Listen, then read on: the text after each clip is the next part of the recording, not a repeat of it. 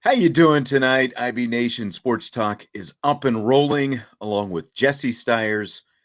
I'm Sean Stiers. Just strap in right now. Who knows what it's going to be like tonight? We've got this massive winter storm that is just starting to blow through South Bend.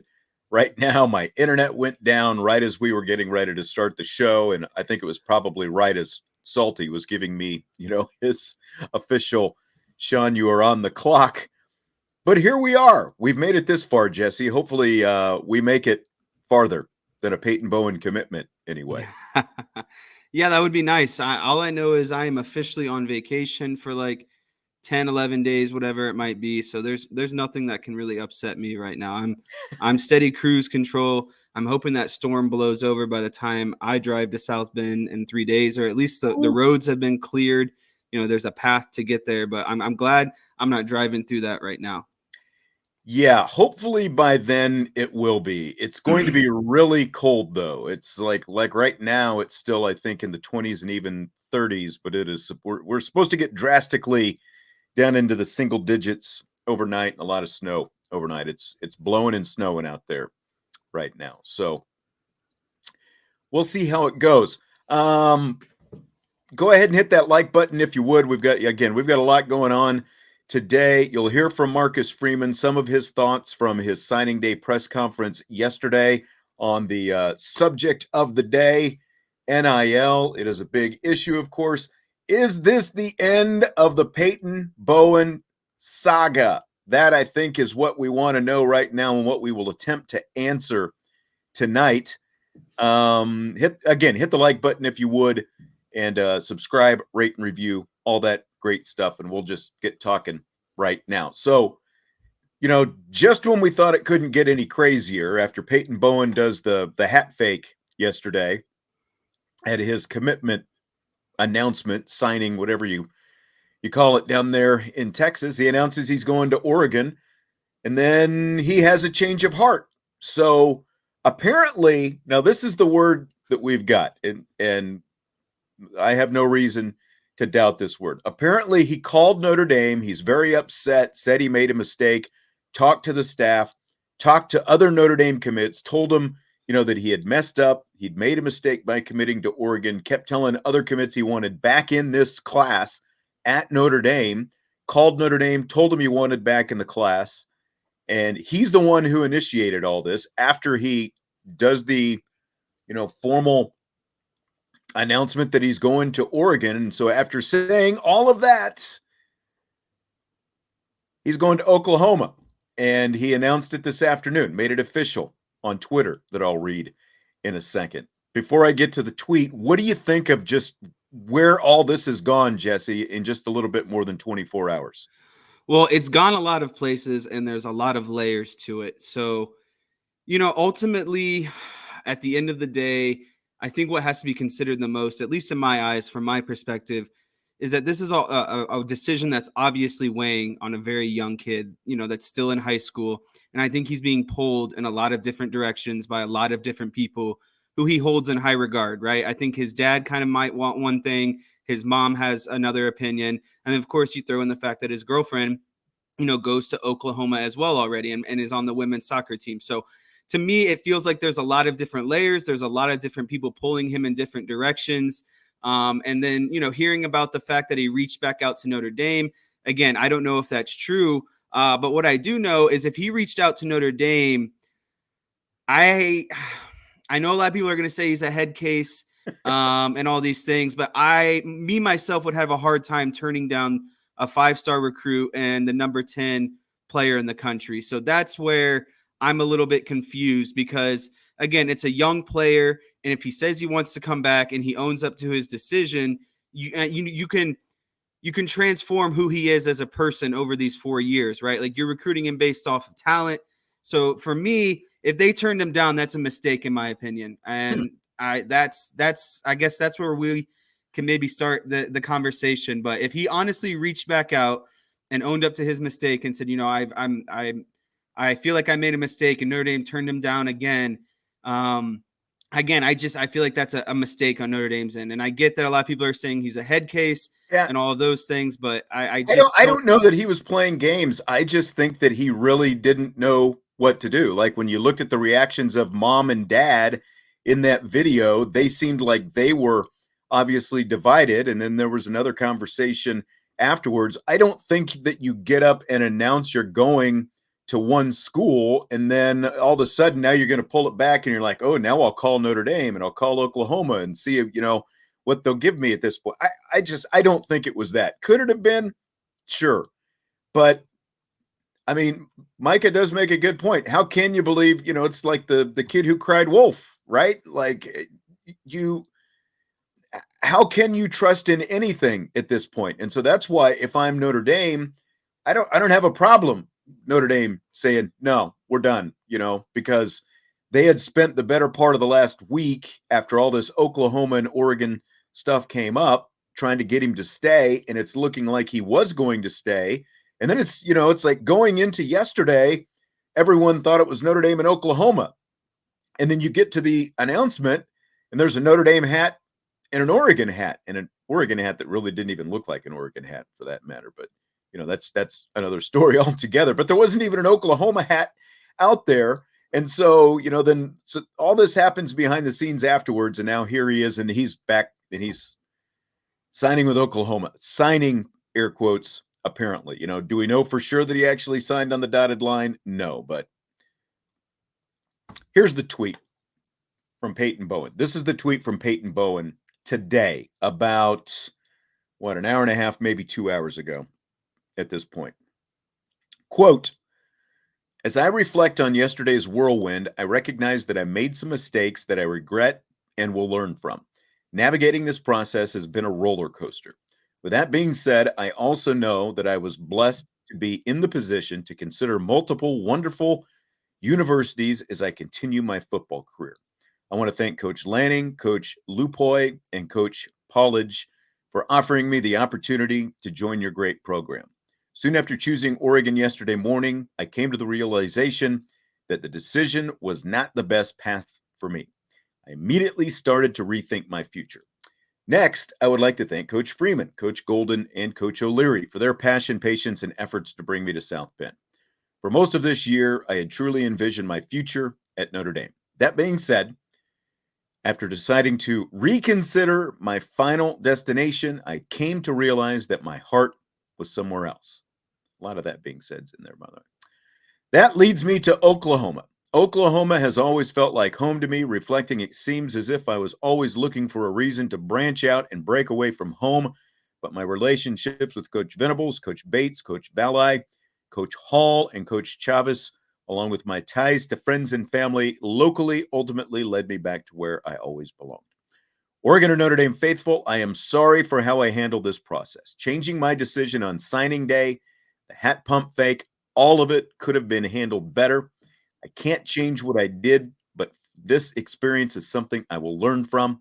Oklahoma family, I am excited to join this wonderful program and represent this university going forward. End quote from Peyton Bowen. So what do you think of all that, Jess? So to me, it ultimately, what it felt like is it came down to Notre Dame and the field. And I think it was very obvious that his mom wanted him to go to Notre Dame.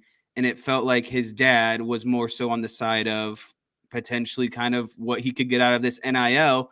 And Right. so when he said Oregon, I was really confused, because if you're not going to go to Notre Dame, then why not go to Oklahoma To and begin with, if be that was with your always girlfriend, home. right? And like, if that's always home. And so I felt like Because afterwards he Oregon was like, offering more money. right. And that's where I think he was being pulled in a different direction. He had someone just said it up in here a little bit ago. Where was it?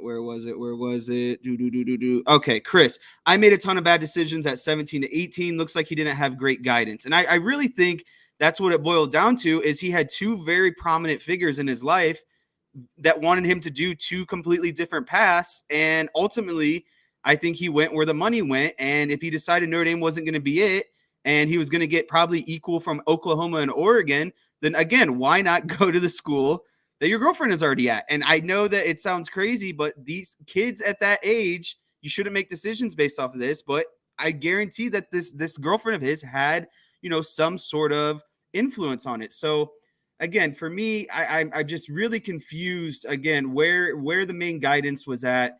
And I just hope that he has no regrets, because at the end of the day, he's going to a team that doesn't play good defense, and you're one of the top defensive backs in the country. So why wouldn't you want to play in a system where you're probably, you're going to have a better chance of going to the NFL, where defense is more of a priority?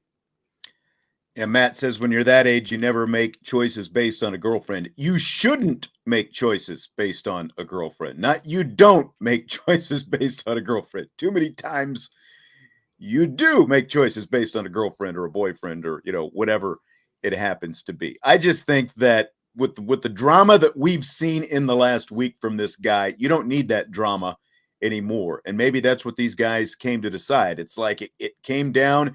He did the thing. He did his little, hat trick yesterday, and he decided Oregon. And then that's what I don't get. And I don't even think he was making the decision based on the girlfriend. I think that he was going to go to Oregon, and then all of a sudden, what you're talking about, then he's got more people in his ear, whether it was his mom or his girlfriend or whoever it happened to be. Who knows who beyond him knew what decision he was going to make when he sat down at that table yesterday? Because again, like based on the reactions, nobody, mom seemed pretty shocked. Right. Right. And look, I saw somebody post on our board last night or this morning something about he was in the military, doesn't want to hear these excuses about this kid is 18 years old, he's a teenager and all that stuff because, I served in the military and I could go, die for my country. Look, that's your decision. Your decision is not his decision. And your decision to serve your country or not serve your country one does not have anything to do with the other. First, thank you for your service. Regular viewers of the show know that I served as well. And, like when I was that age, speaking of decisions, I signed a letter of intent to go wrestle at Dodge City Community College in Western Kansas. I was going to go wrestle at this junior college. And then over the summer, I decided that was not the route that I was going to go.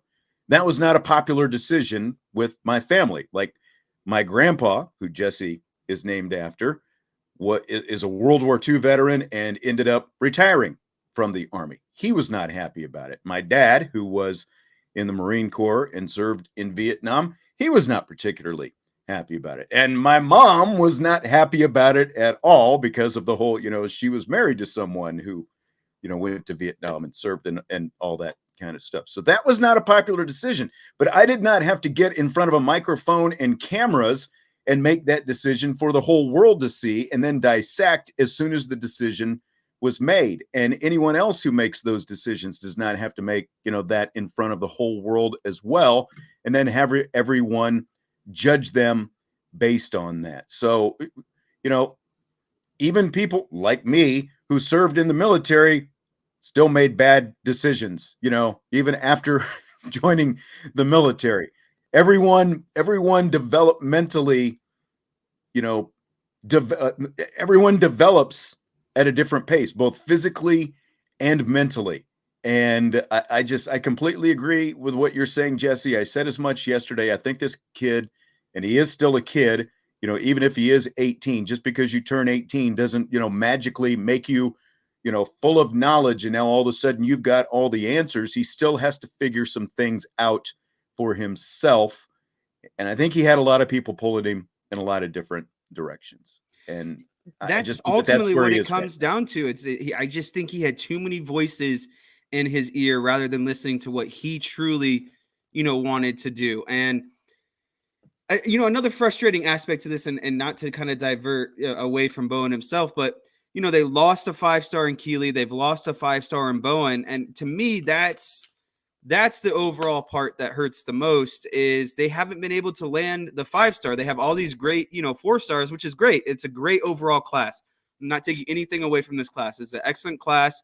I think Marcus Freeman did a tremendous job, but I need that 5-star, and to have both of these guys kind of ripped away after they gave their commitment to Notre Dame, I think that's the part that hurts the most as a fan. And again, I just feel like in Bowen's case, too many people were in his ear. And ultimately, it sucked even more because he was committed to Notre Dame for so long. It was Notre Dame, Notre Dame, Notre Dame. And then kind of in this last, 12th hour, we see him leave, for Oklahoma. And again, Keeley kind of flipped during the season and he was committed as well. So it's just frustrating seeing both of these 5-star guys kind of flip towards the end here. Florida Life says, where are all the 5 stars? I thought Freeman was supposed to be bringing in all this incredible talent. Well, how is he supposed to do it when he gets outbid by $2 million for the 5-star talent? I mean, that's the problem. It's not because Freeman can't recruit. It's because literally he is being outbid for the 5-star players in this class. 2, we talked about this yesterday on the show. We've got all the numbers. If you go back, this is the average of this, 1, it's the first time ever Notre Dame has had a top 300 player at every position in this class. 2, the average percentage of 4- and 5-star rated players in this class is 83%, which is the best in the last 13 years. Basically, like if you go back to Brian Kelly, the next best class was, I believe it was 81, 82%, the 2013 class that Jalen Smith was part of. You're right. It's lacking 5 stars, right? But at the same time, it is still chock full of talent. And percentage-wise, it's got more talent across the board than anything Brian Kelly brought in. And again, it would have at least a couple more 5 stars if there weren't a couple of schools out there with big time money bags buying the players to get them to come there. And we're going to play some comments from Marcus Freeman here in just a minute. Notre Dame's not going to get into that game. There is NIL to be had once you come to Notre Dame, but the upfront acquisition fees are not going to be part of Notre Dame's recruiting process. It's just not going to happen. So if that's what it takes to get 5 stars, they're probably going to be missing out on a lot more. But the silver lining is if you get the right kind, if you stack this kind of talent in back-to-back classes like Marcus Freeman has, what I was just talking about, 81% 4- and 5-star percentage last year's class had, 83% this year. That's the first time that Notre Dame has had that back-to-back 80-plus percentage. Brian Kelly's classes were more in the 40s and 50% on average. He only hit that 80% one time in Jalen Smith's class. I think he hit 70% one, maybe 2 other times. Otherwise, it was pretty much 40s and 50s across the board. So already in back-to-back classes that Marcus Freeman has been a part of, 81%, 83%. I'd say that's pretty good. No, yeah, and again, I'm not taking anything away from this recruiting class. It's a great class overall, and for a lot of the reasons that you just highlighted. But I just wanted like that exclamation point on it, like that stamp, that like that, just the 5-star stamp. I hear you. I know what you're saying. And that's what a lot of people want. And that's what, you would definitely still feel a lot different about this class if you had that Bowen Keeley at the top of it to put a bow on it. But it's still the 7th highest rated recruiting class in the nation right now. Right. And again, combining what they're bringing in with what they have with Marcus Freeman's coaching style, and all the his staff now maturing and developing. I have no what's the word? I have no doubts. I don't know why that word was so hard to come up with. I have no doubts that based on what they're getting, combined with what we've already kind of seen this year, that they can make their run for the playoff. And especially with the expansion, like, this team is only going to get better. This recruiting class is only going to get better. These are preliminary rankings, and of course they can go up or they can go down. And I think that Marcus Freeman and his staff are going to elevate these players even more. So I'm very excited still for what's coming in. And again, it's a very great class. I was just looking for that one little boop, exclamation point on top. The cherry on top, I guess, is a way you could put it too. Super chat from Charlie Weiss's last belt loop. His mom did a good job writing the tweet for him. I liked that one. I have to believe there was a ghostwriter of that tweet, whether it was mom, maybe the girlfriend, whoever it happened to be, considering misinformation had one too many S's in that tweet last week, and I didn't see, somebody spell checked this one pretty good, I believe. Milton asking, Sean, you've been in college sports a long time. Have you ever seen anything so destructive to college athletics as abuse of NIL? Never seen anything like this. Nothing comes close, and it's only a short amount of time that this has happened. It is just completely, especially college football, obviously, it has turned it upside down. And Coach Bent 574 asked if we saw the tweets by Mrs. Pendleton, Sam Pendleton's mom. We're going to get to those. We're going to save that series of tweets from Sam Pendleton's mom for rapid fire. We will get to that. Derek asks, is it possible to overdose on Notre Dame podcast? No, it is not. Never. Keep coming. Keep liking. Keep leaving comments. That's right. That's right. And I agree with Mike as well. This is not NIL. This is not. This is, as someone said yesterday, this is pay for play is all it is. They have already turned college sports into professional sports. And it is the wild, wild west, which a lot of people have caught it. Yeah. And as Greg just said, pay for play. That's exactly what it is right now. So I got a couple comments. Jesse's brought his whiteboard today. And before we get to that, I wanted to get to a couple comments from Marcus Freeman from his press conference yesterday. He did his signing day press conference. He was asked a lot about NIL yesterday. One of the things he was asked about is how they have to essentially gauge recruits for their fit at Notre Dame versus if a recruit is potentially, going to make NIL demands like we're talking about right now. And here's the answer to that.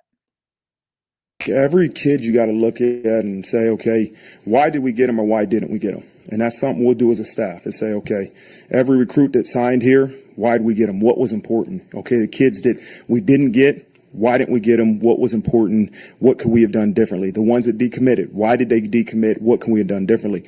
And some of them we might have to say, it wasn't the right fit. It's okay, And some we got to look and say, we got to evaluate the way we're recruiting, what we're selling, how we got to the point where they didn't want to come here or they decommitted. And so I think if you don't learn from every kid that's committed and decommitted, you're losing a chance to grow. And that's something we're going to do.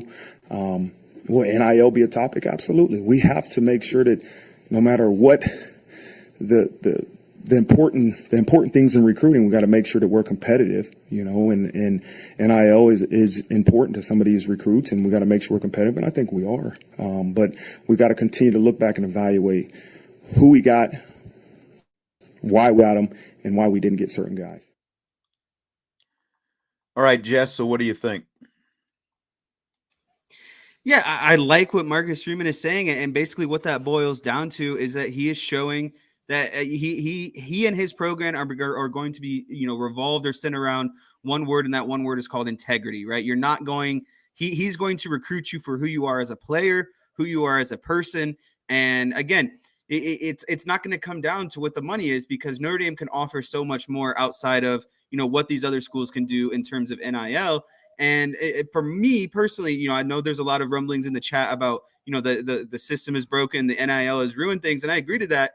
But I think that the NIL has a place. But unfortunately, just like everything, it's getting abused, already. And my number one rule would be you can't talk NIL until you are signed and on campus. I think I've said that before, and I think that would be the most fair way to do it, because you can recruit guys based on what Marcus Freeman is talking about. And then once they become an enrolled student, you can start getting into what the university can do for you NIL wise. But again, Marcus Freeman to me, and from that snippet, is he's a man of integrity, and he's going to run his program based on integrity. He's not going to pay for play. He's not going to, talk about, he's not just going to essentially be writing blank checks. And I respect him for that. And at the end of the day, that's how I would want my head coach to go about his business as well. And I mean, It obviously stinks if you're a Notre Dame fan sitting here right now looking at this happen and seeing these players walk away. But I mean, ultimately, isn't that what you want from Notre Dame? Do you really want them writing blank checks to get them out there? Part of the conversation, and we'll hear this in a second, is the fact that there is still NIL to be had at Notre Dame. It's just not going to be an upfront inducement to get Right. players here. And I agree. I agree in theory with what you're saying. Like it shouldn't be a conversation until you're on campus. But how are you going to regulate that? You would literally have to put Phone taps. wiretaps on every coach in America, when they're out there having these conversations with kids. I just it's the biggest problem with NIL. And I said it from the very beginning before it was ever put into action that it was my biggest concern how it was going to be regulated to keep people from using NIL as a recruiting tool. And it's just, this is only the second cycle that NIL has been a factor, and it is just completely blown up the wrong way. Jason says Notre Dame's a model of doing it the right way. Imagine the hatred if they win without pay for play. He said he's on the board for the ride. Did you have something else you were going to add in there? No, it's just unfortunate that a reasonably good, idea, because, Milton made the comment, if you're paying someone, at that point, they're a professional athlete. And I hear what you're saying, but at the same point, the NCAA capitalizes off the name, image, and likeness of a lot of these young players. And, they don't get to see some of that. So I just think that there either needs to be one, what I was talking about, or a cap at which you can do it. And I don't know what that cap should be, but it's just like everything else. There's going to be growing pains, and I hope that there's amendments, but there needs to be more regulations. There needs to be an even playing field, because if it comes down to money, it's just going to become the wealthiest schools are getting the best players. Technically, they're not supposed to be promising any money up front. That's why no one officially has talked about it. That's why, Peyton Bowen hasn't come out and said, well, they just made a better NIL offer, because he can't say that, because then you do get in trouble. But it's, again, it's just very crazy when all the conversation was Notre Dame, Oklahoma. And then he shows up on signing day and it's Oregon. And then the next day he's on to Oklahoma. It's just, I don't know. Well, so Marcus Freeman, again, one more comment right now, and I've got another one that will play in rapid fire. But this to me was the money quote from Marcus Freeman, talking about that upfront NIL money not going to be part of the conversation for Notre Dame. If that's the only reason they want to come to Notre Dame, this ain't going to be the right fit for them, and I think that the more we can get them back to show them what makes Notre Dame important, what makes this place special, the value of this university, the value of this education, the value of playing football here at this place is really what attracts you and what keeps you here, and that's what we all have to understand. If you're coming here because of NIL, it's probably not going to be the best place for you, and it's not going to be the place you choose. If you come here and you understand the value of this university, this network, this football team, then you got a great chance to stick it out when things get really, really tough, because that's college. That's 18 to 22. It gets tough. There's bumps in the road. And when you choose this place for what it brings you way past the time you're here, then during those tough times, you'll lean on those teammates that I just talked about, those guys that came in with you, but also you'll lean on the understanding that, hey, the value of Notre Dame is going to take care of you for a long time. So what do you think when you hear that, Jess? Yeah, listening to that, it's obvious the number one word from this kind of Freeman snippet is priorities, and he's not going to value a football player who prioritizes NIL money over all the stuff that he just talked about. What Notre Dame can do for you in terms of transforming you into a better person, making you a better man, preparing you for the future, and the education that it can set up for you going forward. Because, I've made this point before, I think multiple times. It's great that these guys are getting all this money, but how many of these NFL players that we see sign these great contracts, it says like on average 5 years after retirement, most of those guys are going broke. And so I can't imagine that, these college kids are going to be much better. And so what is going to set you up better long-term? A Notre Dame degree, a Notre Dame resume, a Notre Dame network of people in the real world. So again, to me, it comes back to priorities. What do these kids prioritize? Do they prioritize the glory right now, the money right now, and everything that comes with it? Or are they in it for the long game and, what they can become, after leaving Notre Dame? Well, and that's still, you have to be in it for, at least the 3-year process if you're coming to Notre Dame, because there are different academic requirements. Now, I'm not saying there aren't, higher academic requirements at other schools, but Notre Dame is the only school with the kind of requirements they have. Well, I guess I could throw Michigan in there. Stanford.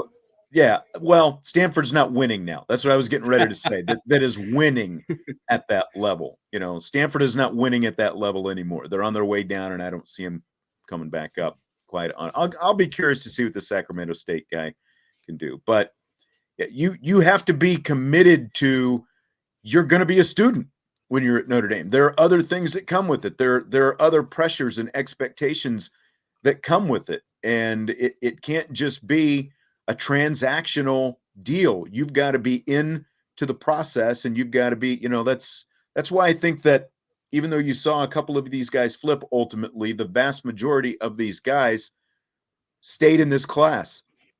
And the fact that they have 24 in this class, and the majority of them committed before the season ever started. And, we were talking about the 4s and 5s, and this is a guy we brought up yesterday, Drake Bowen, Butkus Award winner, National High School Butkus Award winner, didn't get listed as a 5-star. And we were talking about Tom Lemmings. Tom Lemming is the guy that created the star system. And he said yesterday on the signing day show with Brian and Ryan and Sean that the star system is bogus, because it's more about the amount of offers that you get and ultimately who you get the offers from than your actual talent. And I think that that's what, Drake Bowen was committed to Notre Dame for a long time. This guy is a beast. Has anyone turned on his film? Oh, by the way, he's going to play baseball as well. He wasn't just a two-way guy in high school. He helped both the baseball and football team win state championships, and he's going to play both at Notre Dame as well. So, the fact that he's not a 5-star is ridiculous, just to use him as an example. So the stars might not technically say they have any 5s right now, but there are a couple 5s in this class. No, yeah, I agree with what you're saying. One of them as well. All right, so we're going to get back to this in a few minutes. Jesse wanted to break out his whiteboard. We've got more of the NIL stuff. We've got Sam Pendleton's mom's comments on Twitter about this, about money being offered, to the big time recruits. We've got that we're going to talk about in rapid fire, and one more comment from Marcus Freeman in rapid fire as well. But we do have a bowl game. There's actually a bowl game a week from tomorrow in Jacksonville. Gator Bowl, Notre Dame, South Carolina. Fighting Irish are going to have a new quarterback at the helm. And Jesse brought his whiteboard along to kind of talk us through what the offense might look like. Yeah, so if I am Tommy Rees and I am bringing back my QB1 who was hurt earlier in the season, I would want to do a lot of things that takes pressure off of him, can get the ball out quick, build confidence, and still kind of be highly effective at the same time, and utilizing your best possession group on the field. And their best position group on the field right now is running backs. They have a 3-headed, monster at running back. And so how do you utilize all of those things at the same time? Your great running backs, your great running game, the fact that you have a young quarterback coming off injury. Oh, it's a bowl game. How can you pass the ball around still? And so I wanted to get into some of my favorite, or not some of my favorite, if I was Tommy Rees, some sets that I would like to get into, knowing all the things that I just mentioned. So right now, what we have on the screen is what I'll call it a 21 formation. Love it. That's all you had to say. 21 formation, ball on the left hash, one wide receiver into the boundary, tight end to the field side, 2 wide receivers to the field side, and a halfback in shotgun with the quarterback into the boundary. So first thing I would do out of this formation is your slot guy right now, or the 2 wide receiver to the field side, is going to be a running back. And he is going to immediately motion into the backfield.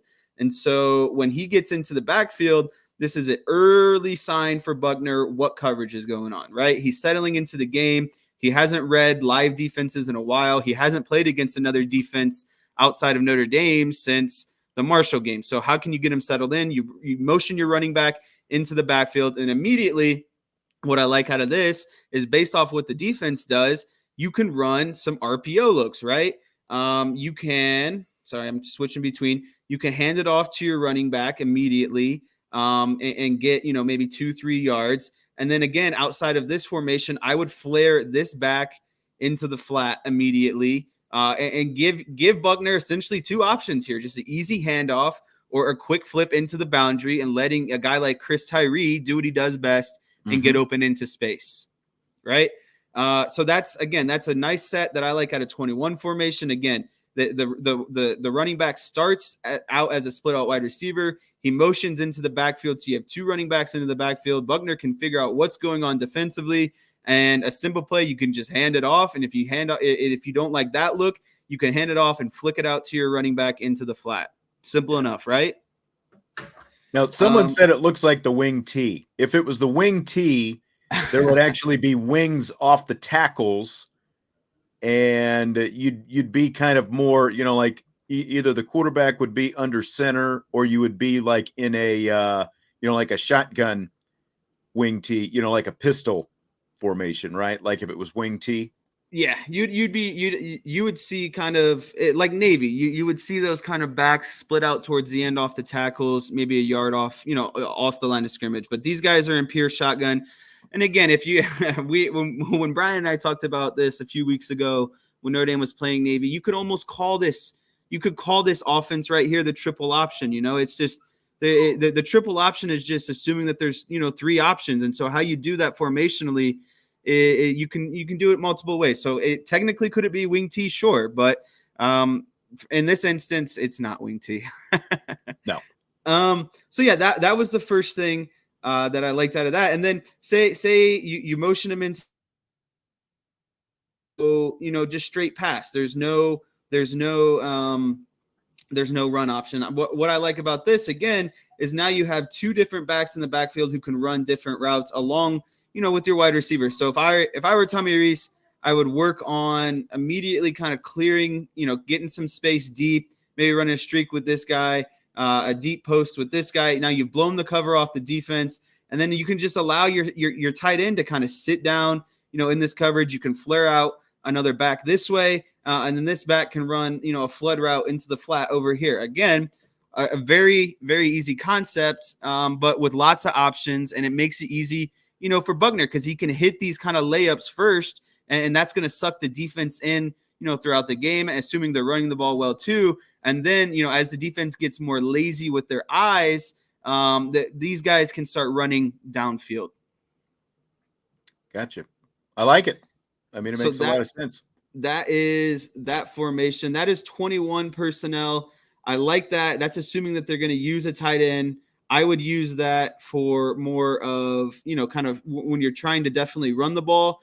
Another one I like, very similar, but instead of, and this is, again, what I want to see Tyler Buckner make some plays in the passing game, because I think South Carolina expects Notre Dame to run. They know Buckner hasn't played in a while. So how do you get him comfortable? You start running the ball. So I would line up in a 2x2 set, different formation, left boundary, 2 wide receivers into the boundary, 2 wide receivers into the field side.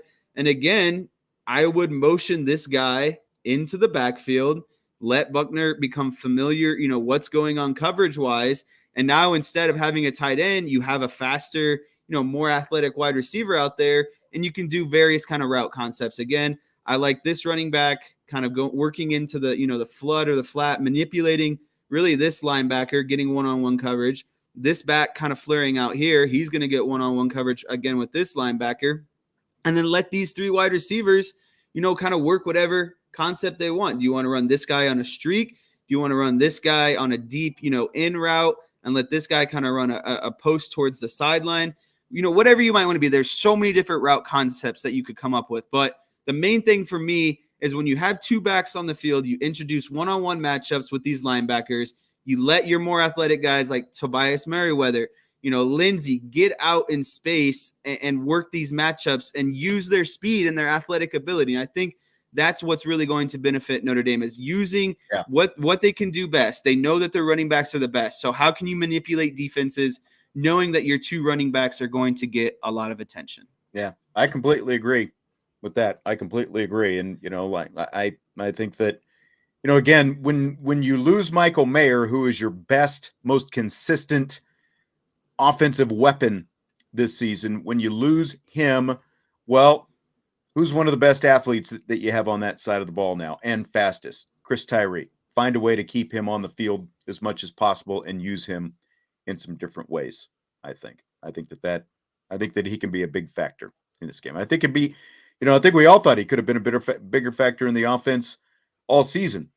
And I definitely think he can be in a game like this. My ideal lineup would be Diggs, Tyree, Colsey, Merriweather, and Lindsey all on the same field as much as possible. I think that those guys give you just an incredible chance. You can do all things. You can run the ball. You can get speed on the outside. You can get favorable matchups. You get long strides with Merriweather with some, decent speed. And obviously Lindsey's going to be the burner. And then Colsey's your big frame guy, the guy that you want to throw it up to, kind of like the Michael Mayer, but honestly could probably get up there, a little bit more. So as long as those guys are in combination on the field, I'm great with it. I just really hope that they use – I know we say it all the time, but I just really hope they could use two backs to really open up the rest of the game for them and open up this passing game. Because I think that Buckner's going to have to do some work with his arm for them to really, win this game. I agree. He's going to have to do something with his arm. That can't be all just ram it down their throat, because that's what they're going to load up to stop, because that's what Notre Dame does well. Great stuff as always. Glad to see the whiteboard back. I'm sure we will see it on IB Countdown to Kickoff before the Gator Bowl next week as well. With that, Jesse, are you ready for Rapid Fire? I am ready for Rapid Fire. It is the best segment of the day. Let us do it then. All right. So we played a couple of sound bites earlier from Marcus Freeman's signing day press conference. Here's what he said when he was asked about NIL acquisition fees. That was the phrase used, acquisition fees for players' services. Acquisition fees, we don't speak to that.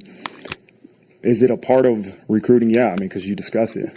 It's a topic of discussion, but in terms of acquisition fees, we're not going to get into that. We can't, because again, if that's going to be the reason, Tim, that you decide to come here, man, it's hard to keep you here, and that's what I think we all, as coaches and competitors that want, who we view sometimes as the best, right? We want the best, we want the highest rate, all these different things.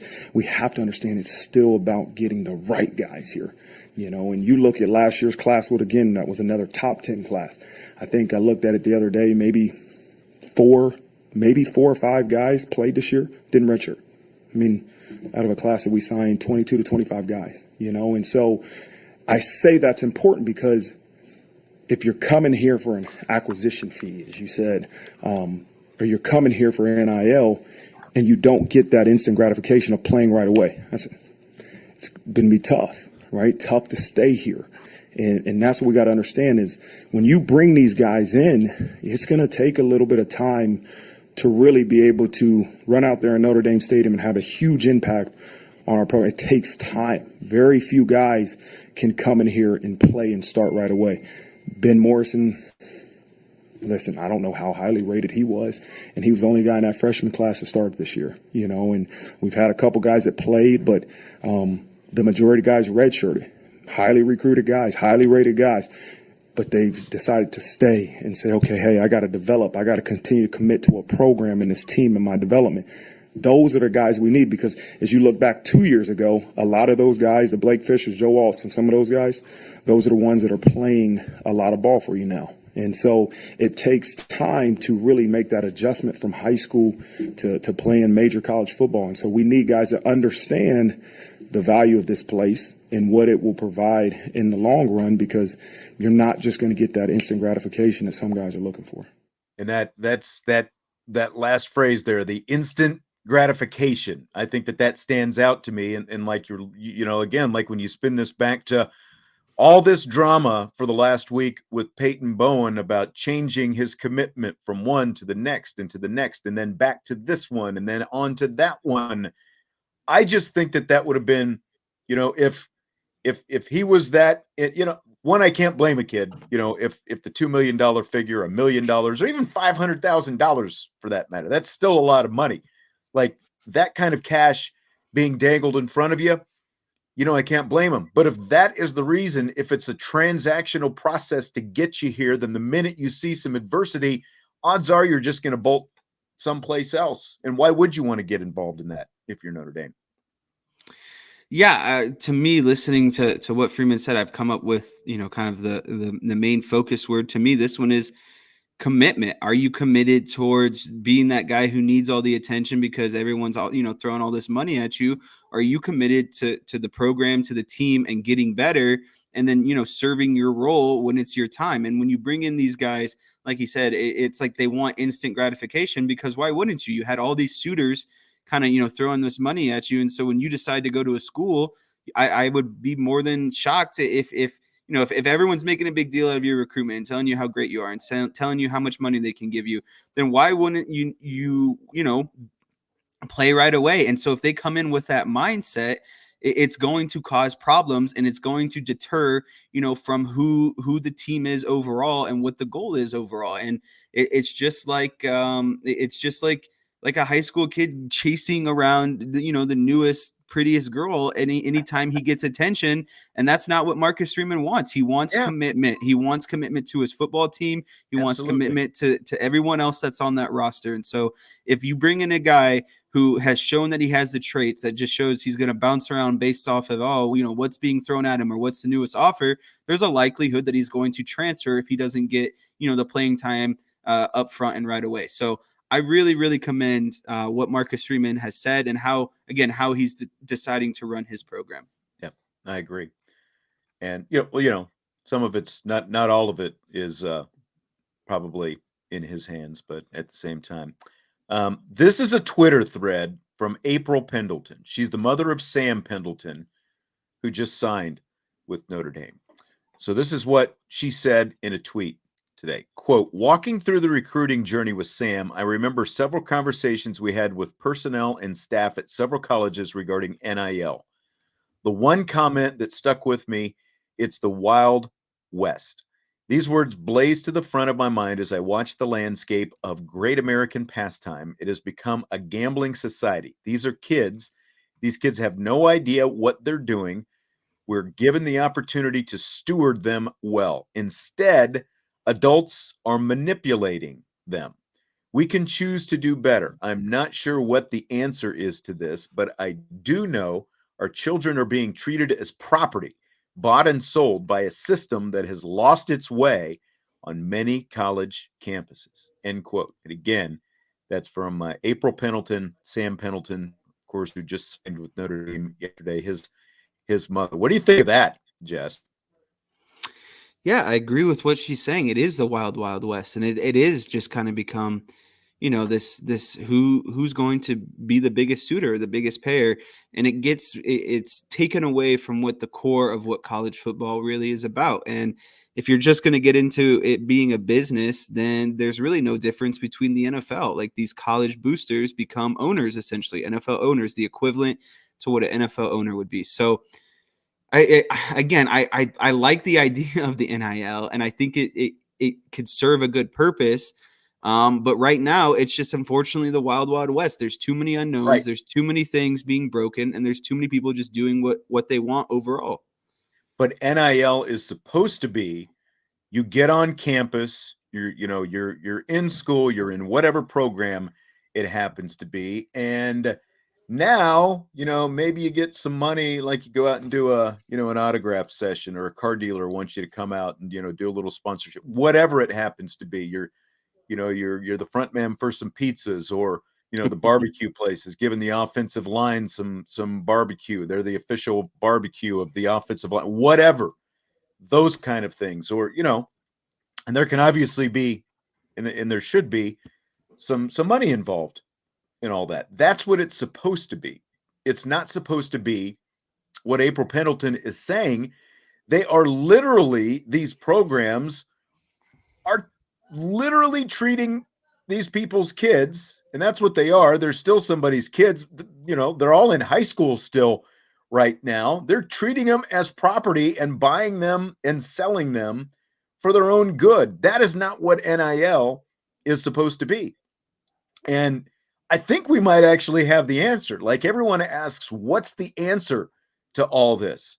If these moms and dads and, like, families of these recruits turn this, if they are the ones, who kind of push this forward and, one, put their foot down, put their feet down, but combine forces. And, like you used to have, like back in, I think when I was in high school, it was like that MADD, Mothers Against Drunk Driving, those kind of, activism groups. I'm just using that as an example because that's the best I can think of right now. But like, if the moms get together, the dads get together, and actually create some kind of force to essentially repel this kind of stuff, I think you might actually get somewhere with it. Now, for some people, for whatever percentage, money is still going to talk in all this. But I think if the parents take some kind of, action in all this, maybe that's where it needs to start. Like something like this, where she's talking about, if that's what you're concerned about, and obviously she is concerned about, essentially buying and selling the services of your kid, maybe that's where it starts. Maybe that's, like, take it to the NCAA, tell them they've got to do something, because they're sure as heck not doing anything right now about it. Yeah, and unfortunately, you have the parents like someone like Mrs. Pendleton, but then, in my opinion, you have the parents of like Drake Bowen's, or not, sorry, Peyton Bowen's father, who clearly seemed to be influencing him. Right. I'm not trying to, No. this is just And speculation. That's what Tanner's saying. Not going to happen. Parents are part of the problem. Some parents are part of the problem. Just like, this is a concern to April Pendleton. It's not a concern to others. If it's really a concern to the majority, right, then that's where the action comes from. That's right. But there are, there are obviously plenty of families who, need the money, and they're going to jump on the money. They're not going to care, the buying and sell, whatever.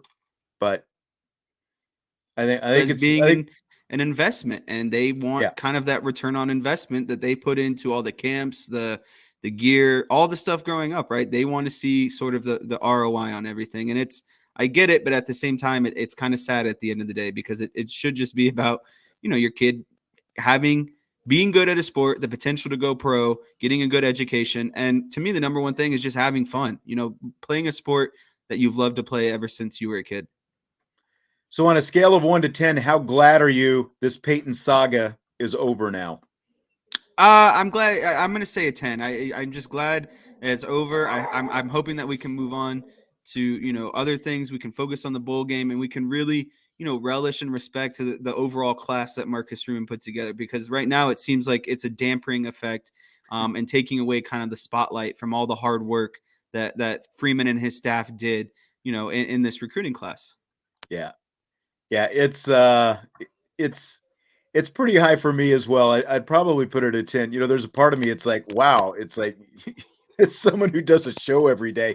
We're always glad to have different content. This kind of content's a little bit different, though, because it's dragging everyone back and forth, and like playing with everyone's emotions, and quite frankly, you're messing with, when one person does something like this, they're not only making a decision for themselves and in part their families, but it's also impacting the coaches of all these schools who are involved, and it's impacting the other recruits of the schools who are all involved. And again, I think this is a young kid.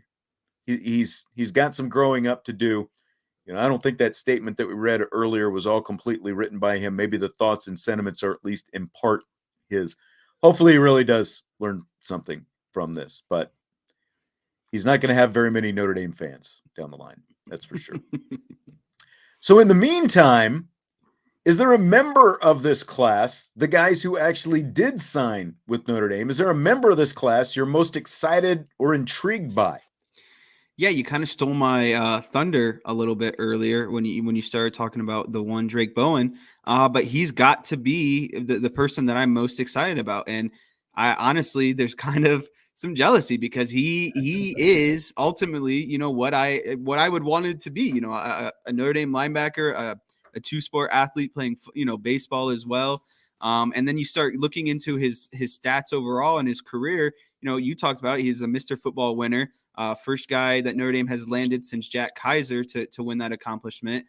He won the Buckus Award, which is given to the nation's, not just state of Indiana, the nation's best linebacker. And then you get into his stats. Career-wise, he had 379 career tackles, 54 tackles for loss, 16 sacks, 10 fumbles, and 6 interceptions. And then on top of that production on the defensive side is like amazing within itself.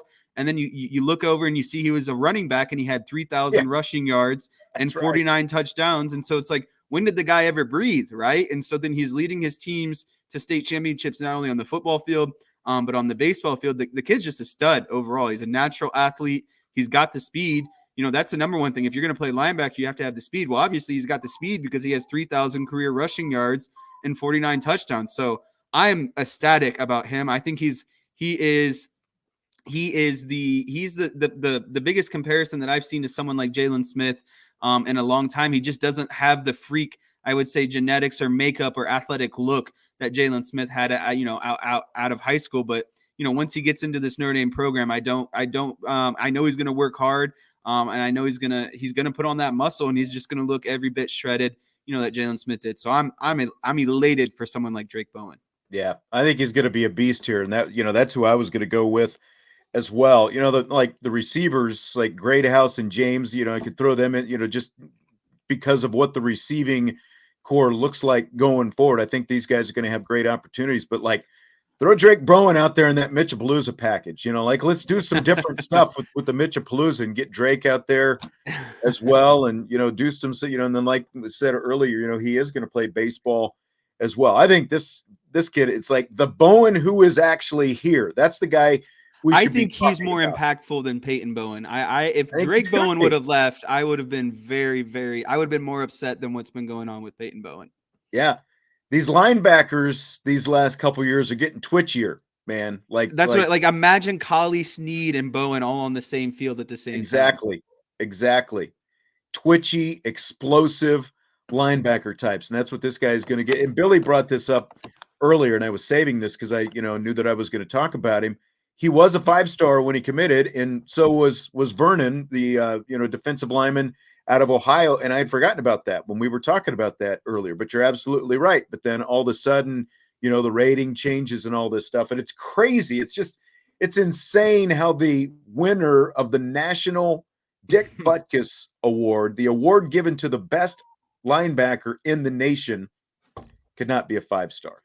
Yeah, and it's a largely with what you were talking about earlier. Drake Bowen committed to Notre Dame, and he committed to Notre Dame. And so when other schools weren't throwing out offers, losing offers. His stock went down, but it's not his fault. He was committed and knew where he wanted to play.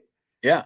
And the other side of this whole thing with Bowen is this is the guy who was working on the other Bowen, Peyton. Oh, he was working on everyone. Yeah, but I always see him tweeting out. He's been, there's always kind of a ringmaster, and this is a ringleader, and he has been one of the biggest ones in the last few years that I can remember. He's been out there, out front, beating the drum, keeping them all together. That's the guy you want to get behind when he gets here as well. Exactly. So, you can tell he's just a natural born leader already.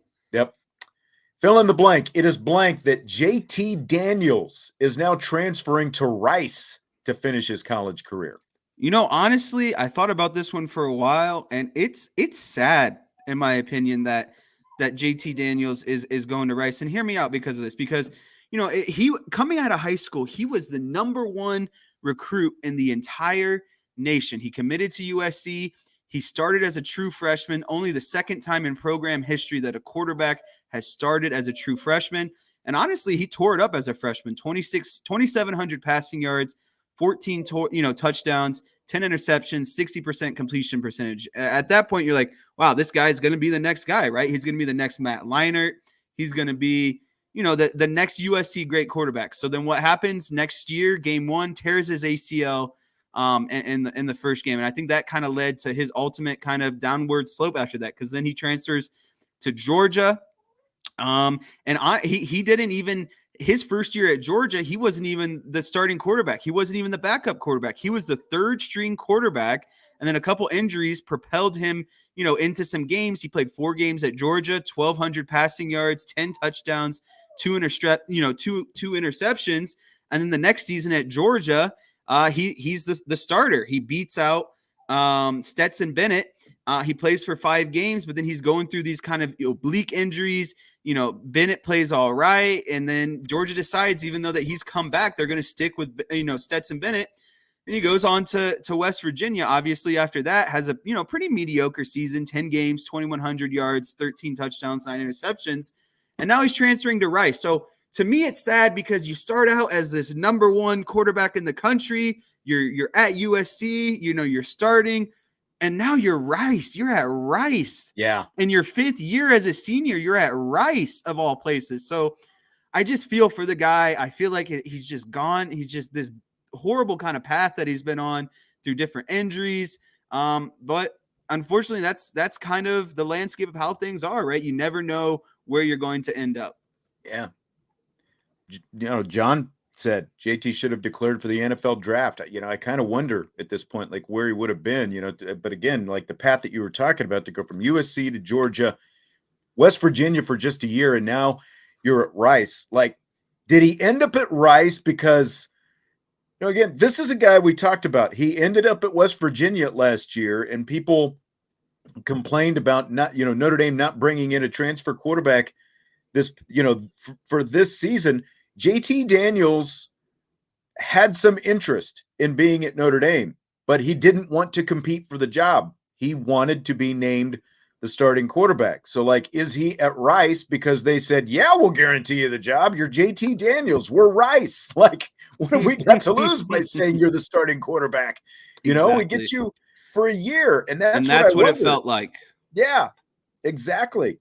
That's what it seems like to me. And Conference USA is where Rice is, by the way. Somebody asked. Man, to go from Pac-12 starting quarterback at USC, reclassified to join USC. So he got to, he early enrolled and all that stuff, to now as a 5th-year senior being the starting quarterback at Rice. It's just way different. I can only imagine kind of, what he's been going through, psychologically.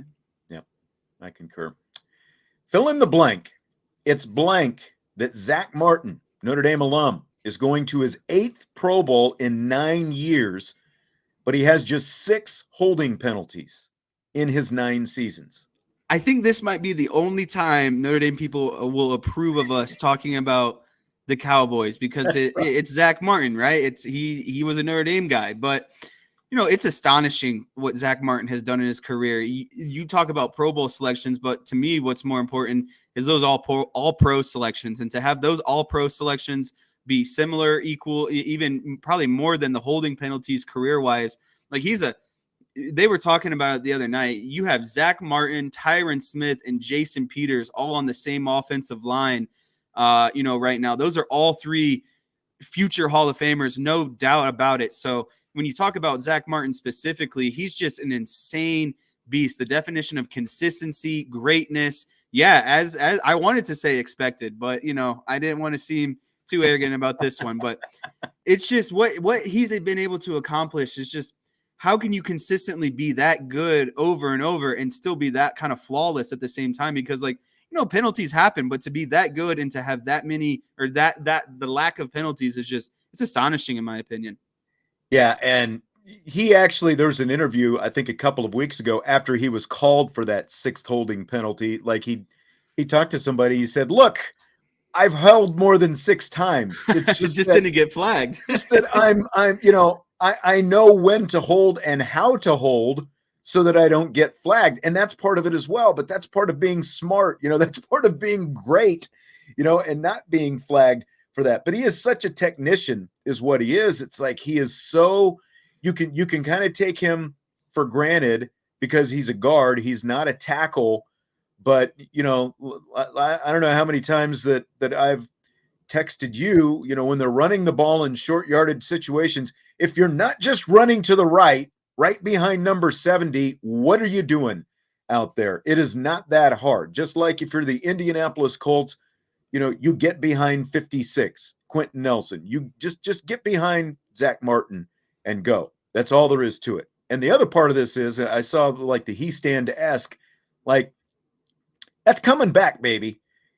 Zach Martin, a he stand guy. Quentin Nelson, of course, recruited by Harry Heastand. These Ron dominant Stanley. offensive linemen are coming back, and Zach Martin is just a technician. That's all he is. Year in and year out, he is just steady. He is consistently the best interior offensive lineman in the NFL. I know Quentin Nelson is good, and like Quentin Nelson is more the highlight reel, just dominating type stuff. But Zach Martin is just a technician at his job. He is very good at his job, and I'm glad we've got him. I just hope he's not wasted because like when they drafted Zach Martin, the Cowboys, with that first round pick, and remember, Jarrah wanted to take Johnny Manziel, and Steven, his son, had to talk him out of Manziel and into Zach Martin. It's like the best argument Stephen Jones has ever won, but Zach Martin was like the last piece to an offensive line that that they thought was going to be the one that was going to push him to the championship. They were going to protect Romo.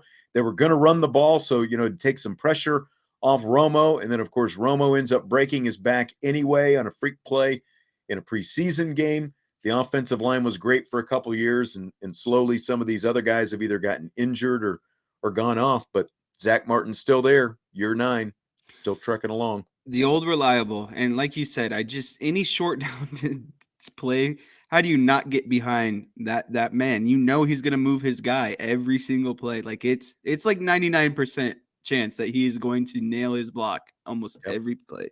Yep. All right, last question for tonight. The NFL announced today that its Sunday ticket package is moving from DirecTV to YouTube TV. So what do you think about this move, and or what's the biggest question you have about this move?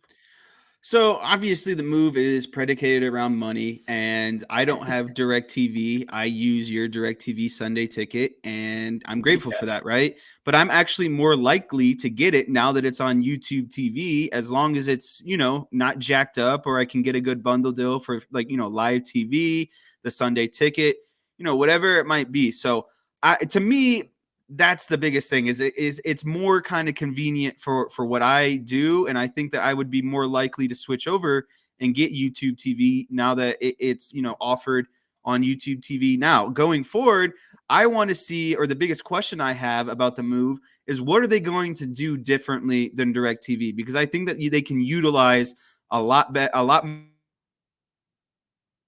If I were in charge, is I would have like if I had a big screen TV, these huge 60-inch TVs, I would like an option where I can pick what 4 games I want to split my TV into and which game has the live audio at the same time. And I can flip over to the audio to this game or this game, but I still have all 4 games on, assuming the Cowboys aren't playing, I have all 4 games on, and I can flip between so whatever. You can watch 4 games at once. Exactly. On a split big screen TV. If I'm paying for that, why can't I just split them into, whatever quadrants I want? Maybe 3 games, 2 games, 4 games, 5 games, whatever it is. I want the option to be able to split my screen and watch all those games simultaneously. Yeah. It will usually, but Jason asked the question, will it be like watching football on Peacock or Amazon?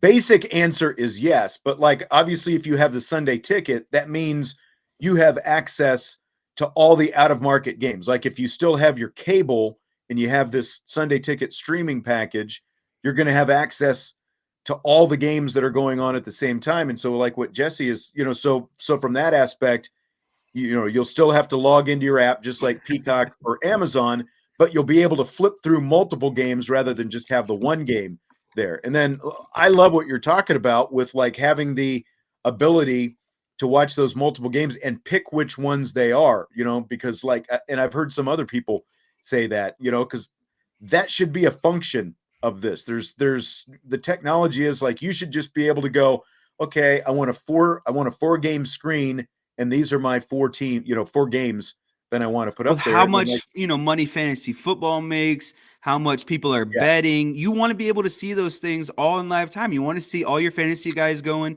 You want to see, your bets for the 1 p.m. slate all going at one time, your bets for the 4 p.m. slate going on.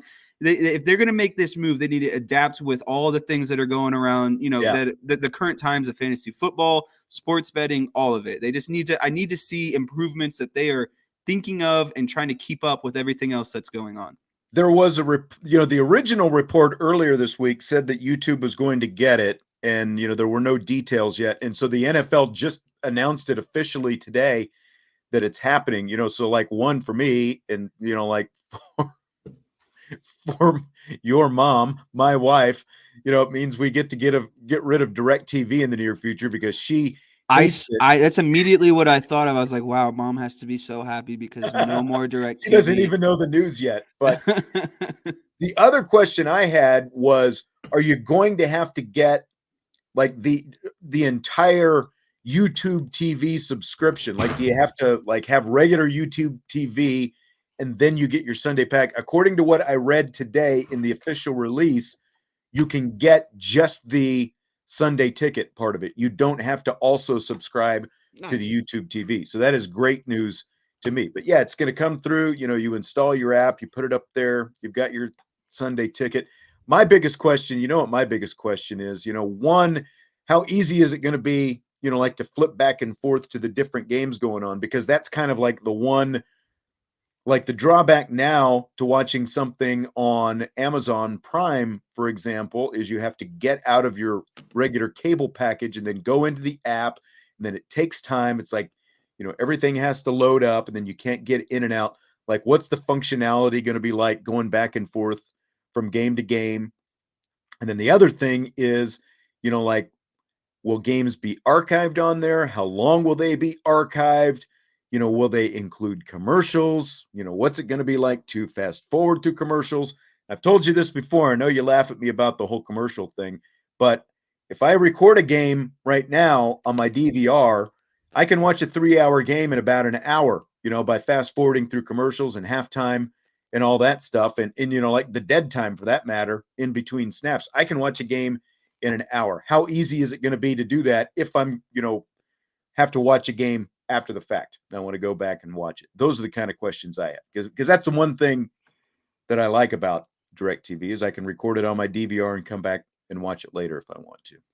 I would be a fan of, what about like during commercial breaks, a little like QR code pops up on the screen that says, FanDuel right now offering these live odds, and like some kind of like I think live that's got to be coming next. intermission kind of bettings. Yeah. During commercials, allow people to scan a quick QR code. It takes you right to the app. You get, maybe some boost and some odds, some live odds have moved a little bit. That's another aspect I would like to see, because again, sports betting is here now. And I think that if YouTube TV and everyone wants to utilize this to the best of their ability,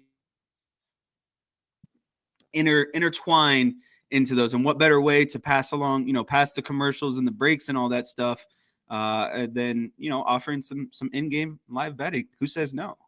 I'm a little hopped up on caffeine today, Travis. There's weather outside. I've drank too much coffee earlier today, so I'll try. I'm also wound up about, I do like my Sunday ticket, so I'm excited, but I'm also a little nervous about it. And, like Jason said, love the fast forwarding. I'll put myself on pause or slow speed or half speed, I guess, like a podcast. So, well, I think that's going to do it for tonight. Where are you, by the way? What city are you in? I'm going to try to find this all the way. Who am I looking for here? Someone said it in the chat. It was hot in the chat early in the beginning. I can't remember his name. It was D something.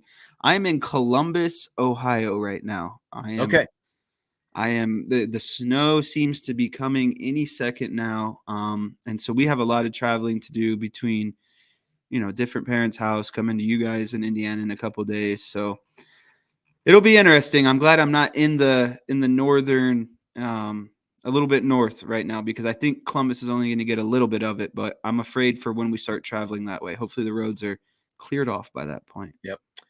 So everyone's wishing everyone Merry Christmas. Don't forget, Jesse and Vince and I will be here tomorrow, Friday, 5 o'clock Eastern time for the Friday Rapid Fire show. So we've got that coming up tomorrow at 5 o'clock, and that will officially get you into your Christmas weekend. So if you're someplace where it's snowing and blowing and blizzard and whatever, stay warm, stay safe, and all that kind of stuff. But we appreciate you stopping by tonight. Do hit that like button before you leave, because it helps us out, and subscribe to the show, rate the show, review the show, all that kind of good stuff. Appreciate everyone for showing up. Merry Christmas if we don't talk to you tomorrow. Have a great weekend, and we will be back next week. And of course, also next Friday, week from Friday, we've got the IB countdown to kickoff at 10 a.m.